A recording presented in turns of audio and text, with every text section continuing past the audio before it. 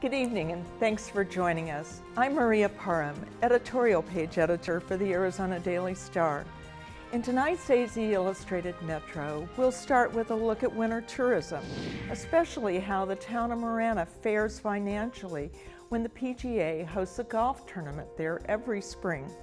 Then we'll see how Mexico's plans for economic reform will affect U.S. citizens and companies, and ask an economist what federal budget cuts will really mean.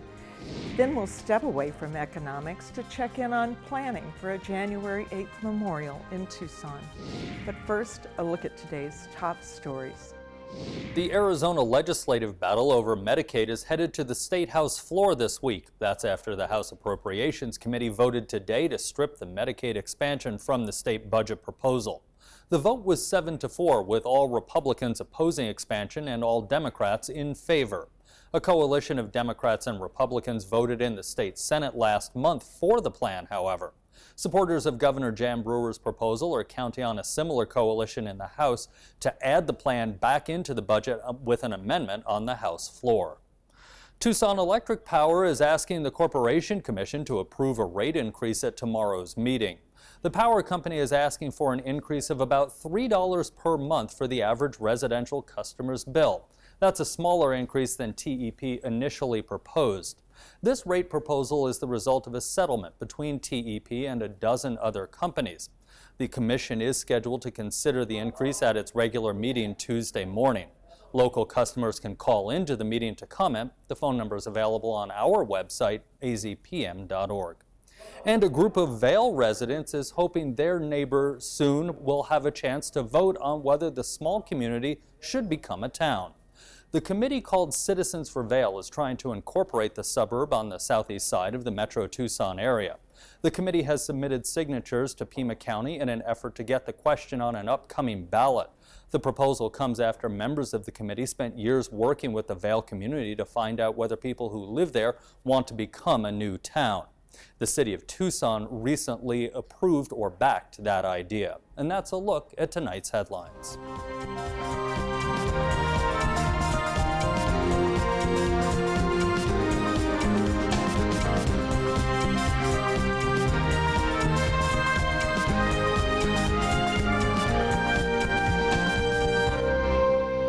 Southern Arizona is home to several winter tourism events, including an international golf tournament, a massive gym show, and several sports training games. In this segment, Michael Chihak explores the impact of those events on the local economy. Is Tucson whole again when it comes to winter tourism and tourism in general? We're not quite there yet. When we fell off during the recession, starting back in 2008, that drop was really precipitous. I mean, we pretty much fell off a cliff, and so the gradual climb back, we're getting to where we were back in about 2006-07. We're not quite there yet. We, as you well know, I mean, we've been through some difficult times, to say the least. Literally double-digit declines over the course of the last several years. And it's been hurtful for the industry, and to a great extent, we've tracked what's happening elsewhere in the nation. Tucson has been a market that has been a little bit slow to recover. We're a little bit on the back end of that recovery for a lot of different kinds of reasons, but we're feeling modestly optimistic now. Are any aspects of the restaurant business in Tucson still experiencing residual effects of the recession? Yeah, I think so. I think that they are. I think that as you spread out farther from the center of downtown, I think that it might be a little bit tougher because you're not getting quite that notoriety for being in a really up and coming urban center here. And I'm not sure that the resorts have really fully recovered yet. How important is the winter visitor season to your business? In the concentrated 2 or 3 months that people are really here, how much of your business do you do in that time? I guess about 40% of it here, maybe 40 to 45% of it, rather than the third that you would think. Spring training consolidated in the Phoenix area a couple years ago, leaving Tucson with that gap in its winter tourism. Has that been filled yet? It really hasn't. I think anytime you lose Major League Baseball spring training, it's such a draw, especially for people from those markets. In our case, Chicago and Denver are cities that we've seen visitation down from just slightly over the past few years. It certainly goes back to spring training. What we look at, especially in the short term, what can we do in terms of events and activities that might bring some of those people back? And so I think the growth of our existing events, that's been strong. We need to find some new and different events, though, if we're really going to make that full recovery. As we just heard, winter tourism contributes to the bottom line for some southern Arizona businesses. The town of Marana is home to an annual PGA golf tournament. But as Christopher Conover reports, the town doesn't necessarily benefit financially from all the people who travel to watch golf there each year. Each February, golfers around the world turn their attention to southern Arizona for the Accenture Match Play Tournament. You couldn't buy the advertising. You're looking at 140 countries, 40 different languages, roughly 800 million people all over the world are in tune with this event. And what that does is it's advertising for the entire greater Tucson basin, the town of Marana in particular, the Ritz-Carlton in particular. If you spent $10 million, you couldn't buy that type of advertising. Tourism officials say the golf tournament brings tens of millions of dollars to the area. But what may be surprising is Marana loses money. PGA is able to negotiate many factors, one being you cannot collect sales tax on anything sold at the Accenture, which we lose a bunch of money there because we signed the agreement, of course, because we want this huge event to come to town. Another aspect is PGA pays for policing and inspections on site, but they don't pay for anything off site. So the 10 or 15 intersections where you see police officers, barricades, or providing parking and facilitating is not paid for by the Accenture Golf Tournament. And so we have to pay for all of that. I always say it's pretty much a wash for us, but actually talking to our finance director yesterday, we lose money. When people fly to Tucson International Airport for the golf tournament, Marana doesn't see any tax collection from that flight, nor do they get money from the rental cars picked up at the airport. So the money made from the tournament does not necessarily go into the Marana coffers. Now, Marana is a growing community, and in a small way, the golf tournament is actually helping to drive that. A lot of people that come to the Accenture are very wealthy people that come in from out of town just to view. And I have had some reports from David Meal and different ones that people have bought houses here. You know, and these are people that maybe have 3 or 4 houses around the country. They like the idea of going to a place in February and wearing a polo shirt and shorts and going out and playing golf and having a good time. Golf is not the only tourism draw for the town northwest of Tucson. Officials point to hiking trails and even a rodeo arena that the municipality has a stake in. And of course, the Ritz-Carlton, where the golf tournament is played, is a draw. But the Ritz has a cost also. We had to do a land mitigation in order for the Ritz-Carlton to be built with the state of Arizona because of the pig meow and things at the time. So we lease 1,400 acres up in that area for open space at a cost of $522,000 a year, which we take out of the bed tax. I mean, it's a mitigation for the Ritz-Carlton specifically. We also rebate to the Ritz roughly $100,000. It was 96 last year. It's going to be about 108 this year. And that is a contract with the Ritz, and that was to get them to come here as well. They didn't want to pay a higher bed tax than the average of Tucson, Phoenix, and Scottsdale. Marana collects about $1.2 million a year in bed taxes, but the cost of the Ritz takes nearly half of that. Despite that, the mayor says the Ritz is still a good deal for Marana.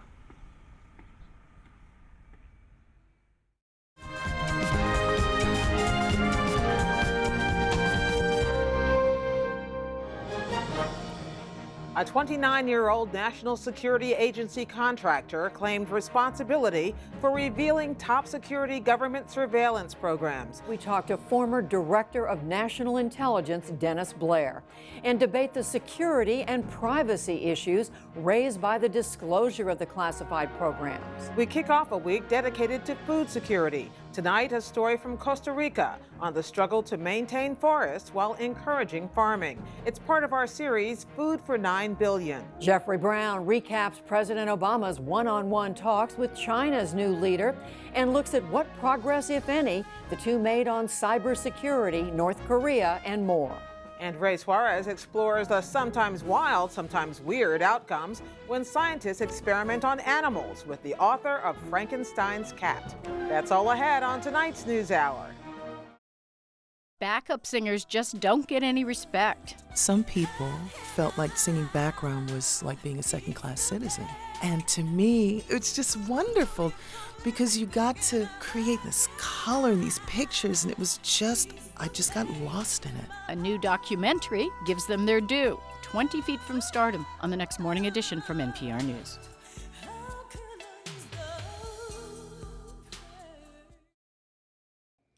Arizona is directly tied to Mexico through business, travel, and culture.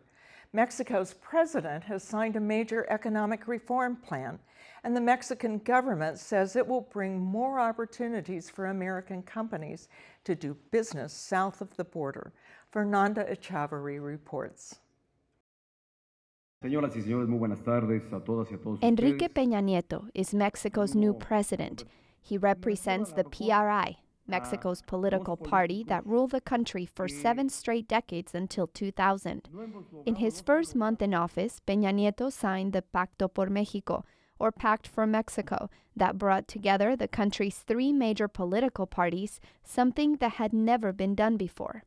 Now, what this means is that the gridlock that we'd been having in the previous administrations has been dealt with. Alfonso De Alba, Deputy Consul at the Mexican Consulate in Tucson, says the agreement has 95 reforms. Every single one has a set timeline for when the Mexican president wants to see changes.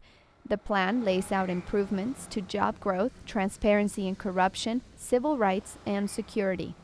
The thing that this government has chosen to do is not give the security issues the highest priority, given that, that is being dealt with. We're going to have a new national police force. The state police forces are going to be paired up so that, everybody has the same procedures and the rule of law can be applied evenly. We're also going to be changing the court systems. But the real focus that this government wants to do, and something that is seen both in California and Texas and Arizona, is that the economic links between the U.S. and Mexico are just vital, and economic growth is going to drive down violence. When we have opportunities for young people, when we have trade going through fluently, then opportunities are going to make the violence go down as they do in all developed countries. He says some of the changes in Mexico's economy will directly affect Arizona businesses. First of all, we're going to have banking reform in Mexico where private commercial banks are going to be able to lend more easily. That's going to be a boon to the manufacturing sector down in Nogales, right across the border, but also the rest of Sonora and the rest of Mexico. He says these changes in manufacturing will bring opportunities for Americans who want to invest in Mexico. What's really going to be important for Americans, given the situation of the economy here, is that Mexico's really picking up speed. We're going through an economic renaissance now. Given that we're a lot closer than some other companies in Asia, and that we have a culture of understanding between our nations, it just really makes sense that manufacturing can go on in Mexico with American designers and also producers. One has to take into account that a lot of the production, actually most of the production in Mexico, is made with American parts. So it's really a symbiotic relationship, and as the Mexican economy picks up, there's going to be a lot of opportunities. Most people in Mexico will be affected by these reforms in one way or another. De Alba says Arizona residents will also have a role as Mexico evolves. We're going to have a lot more dialogue with people here in southern Arizona. We have a very fruitful relationship with the government here, and we're also going to be looking to expand our activities to deal with the business community in southern Arizona and try to make the matches that need to be made so that people from here have counterparts in Mexico and that dialogue is increased. This is something U.S. officials also want to promote. Tucson Mayor Jonathan Rothschild has been working with Mexican officials to strengthen economic ties and build new opportunities. It's been 3 months since automatic federal spending cuts known as sequestration began. Michael Chihak asked Carl Tannenbaum, the chief economist of Northern Trust Bank, what the cuts could mean for the economy. The bite of the sequestration will probably only begin presenting itself over the next couple of months or so. And in the meantime, both the financial markets and businesses seem to be working past it. We've had very strong equity markets, and surveys of business people are indicating that they're moving ahead without waiting for Congress to reach any kind of resolution. Are we seeing anything positive come out of it? Some have pointed out, for all of its clumsiness, the sequestration is in fact a credible way of getting our deficit under control. This will be the 5th straight year that our deficit will be lower than the year before, which represents the sort of progress that people are asking for when they want to get government burden out of the business cycle. And you mentioned the stock market, and it seems unfazed by sequestration. In fact, it's at record levels. What accounts for that? The stock market's been performing well because prospects for economic growth seem to be getting better and better. Readings that we've gotten on hiring, on manufacture, and on housing are all very encouraging. And I'd point out that the stock market is usually a great leading indicator of future economic activity. The wealth created in the stock market gives people the wherewithal and confidence to spend a little bit more, and that wealth effect is one of the things that's helping us overcome the sequestration. Businesses continue to cite uncertainty as a reason they don't hire and don't expand, yet uncertainty is an area in which risk occurs and growth can occur. Businesses are known for taking risks. How do you explain that dichotomy in thinking? Consumers and businesses are notorious for saying one thing in response to surveys and then doing another. In this case, I get the sense that all of us are quite frustrated that the Congress can't figure out some of the long-term challenges that will affect businesses and consumers over the long term. But in the short term, businesses are seeing opportunities to grow, and so while frustrated with Congress, they aren't waiting for them to reach a resolution. Will government layoffs, if they come under sequestration, have an impact on the overall economy and the GDP? Our projections suggest that the sequester, the automatic spending cuts, will probably reduce our rate of economic growth this year by about 0.5%, which is a reasonable amount. In addition, there are projections that it will cost some 500,000 or 600,000 jobs between now and the end of 2013. So that's also non-negligible. But it seems that private sector activity is accelerating at a pace to offset some or all of that. Is it a result of what's going on with shrinking government, or is it a coincidence? It's probably more of a coincidence. I don't think that the deficit reduction that the sequester is bringing us has been the impetus for a release of business energy. Nonetheless, I think the frustration that many of us had with Congress as we went into the fiscal cliff at the end of the year has been replaced by something a little less threatening, and therefore investors and business people are moving forward. The housing market seems to be on a bit of a rebound after several very slow years during the recession. Are we going to see that continue and expand? Housing has clearly come past the bottom, but it faces a long road ahead. As my dad once told me, if you're in a deep hole and you come out of it by 5%, you're still in a deep hole. And the limitations on housing remain that mortgage finance is very different than it was during the heyday of the housing boom. It's tougher to get a mortgage, and people are therefore having to save up for a down payment, and it takes a lot longer than it used to. And you were mentioning before we came on camera that the dynamic of who's buying houses has changed as a result of some of the financial aspects. Talk about that a little bit.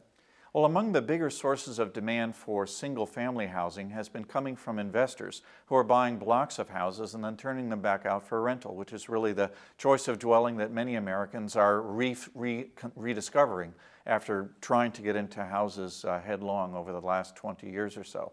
Arizona succumbed to the housing bubble in a greater way than a lot of states because of our great population growth and expansion in housing. Do you see that stabilizing in the state? Absolutely. In markets like Phoenix and Tucson, where you have had a lot of vacancy and a lot of foreclosure, this is actually a very productive renewal process for housing and at least getting residents in there so that the value of the property holds up a little bit better, and hopefully they'll have the opportunity to save and become homeowners down the road. So what we see happening in Arizona is that the housing market is being shored up by investors largely? It's investor activity, and also the Federal Reserve, in keeping mortgage rates low, has made financing for those investors more attractive to get. Again, you have to take a few steps before you get back on your normal path, and this seems to be a very productive start. How do we avoid getting back into that cycle of the housing bubble or any other asset bubble, and thus the fear that we'll go into another downturn at some point in the future? The memory of the housing crash is still very fresh in the minds of both prospective homeowners and borrowers and policymakers and banks. The sobriety that has bred is not soon going to be lost. In fact, it's been institutionalized by some new regulations, which should really help mortgage lending go forward on a much more stable basis. Carl Tannenbaum, Chief Economist for Northern Trust Bank. Thanks for speaking with us. It's great to be with you.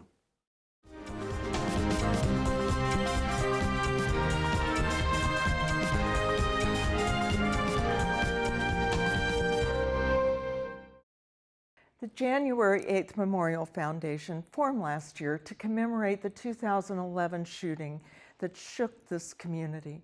The foundation is involved in events honoring victims and is working to create a permanent memorial site.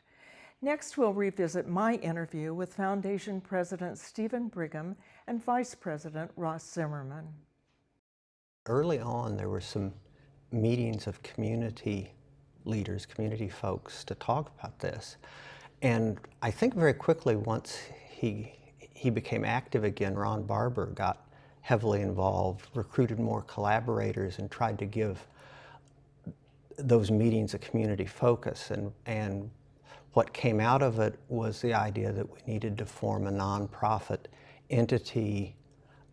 Corky Poster helped a lot with the thinking of that, come to think of it, because Corky's done a lot with public art. And from that nucleus of Corky, Ron, and I, we quickly recruited a board of capable, competent people and talked Stephen Brigham, sitting next to me, into leading that board. And we're developing the memorial process, and I don't know where it's going to lead. But okay, Steve now has by the some idea. memorial process, you're wanting physical memorial, a physical memorial, or maybe even more than one in the community. Is that right? So far, the feedback we've had from the folks we've talked to about it is that they do indeed want a physical memorial. That's the strongest message we've gotten. Now, Stephen, I know you have talked to other communities that have been through a similar process of creating memorials. What have you learned from them? Well, there's quite a few things. Number one is to take your time. We've talked to some memorial sites that perhaps rushed their process a bit, maybe a little disappointed with what they did. Public participation, of course, is critical to this. So we've talked to folks from 9/11, Oklahoma City, Columbine, a number of the major, unfortunately, community tragedy sites. It's amazing community of communities within a community of tragedies. These are folks that have been profoundly affected by what happened in their community, but they are so powerful and so memorable when you talk to them about what they've gone through and what they've put together. So we've learned quite a bit from them. They've been incredibly supportive. They want to come help us. We've talked to people from the Boston Garden of Peace. In fact, that individual came to Tucson last week to talk to our board. So it's a number of things we've learned, but one of the things that's been important for us is that we want to be what Tucson wants us to be. In other words, Tucson is unique. This was not just a random shooting. This was not an incident at a high school or at a movie theater. This was about Congress on your corner. So that has a special connotation. Plus, Tucson is a special place. And we want to capture what we can of the spirit of Tucson, which means activities, which means healthy lifestyle, incredible climate. So the challenge for us is really quite challenging in that we have to wrap all these things up and perhaps do more than just a piece of public sculpture or a park. So what kind of concepts do you have at this point? We have figured out some of the things that are not practical, and that's one of the things we'll talk to the community about. And then we have some specific ideas that I'm going to hand off to him that we're going to present to the community, not because we want those exact things to happen, but because we want to give the community a starting place to think about these things. Sure. So, Stephen, well, Ross is being very modest. Ross is really our guiding light, one of our guiding lights, but our very strongest guiding light and our visionary, who has put together an annual event called Beyond. And that has been an incredibly successful series of memorial activities, bringing the community together in a healthy, active series of events. And that really affected me personally as a board member, trying to think of what is the Memorial Foundation going to be about. And this year, Ross and his team put that activity focused downtown at the Armory Park Center. And that made a big difference because whether we talk to our survivors or whether we talk to other sites, place is real important when you're talking about memorials. And the Beyond event, while it had a wide range of activities, focusing downtown brought a lot of things together that said we can combine place with activities and experiences and bring the community together, not just to observe a piece of sculpture, but to be part of a community activity and lifestyle. So are you thinking that downtown's a place where you may want the memorial? We don't know. We've looked at a number of sites. We're very intrigued with downtown because, again, this is about Congress on your corner. This is about democracy in action. And when you think of a city like Tucson, a lot of governmental decisions, the heart of democracy, takes place downtown. So downtown is an important touchstone for us, as well as the county's loop. The loop project that circles around and connects all the riverways is an important consideration because that already has a series of memorial sites on it. The Christina Taylor Green Foundation has a park on that. So we think there's an opportunity with the loop, and we can't forget about Safeway. Safeway was where this happened, and how do we create something there? In a way that is consistent with the limitation that the Safeway is a commercial complex. They've already done a very, very nicely done, understated memorial with a series of boulders there to commemorate the tragedy and the people who were lost. Ross and Stephen, thanks so much for being here. Thank you. Thanks for your interest and support. To comment on any of today's stories or keep up with the latest news, go to our website, azpm.org. I'm Maria Parham. Thanks for watching.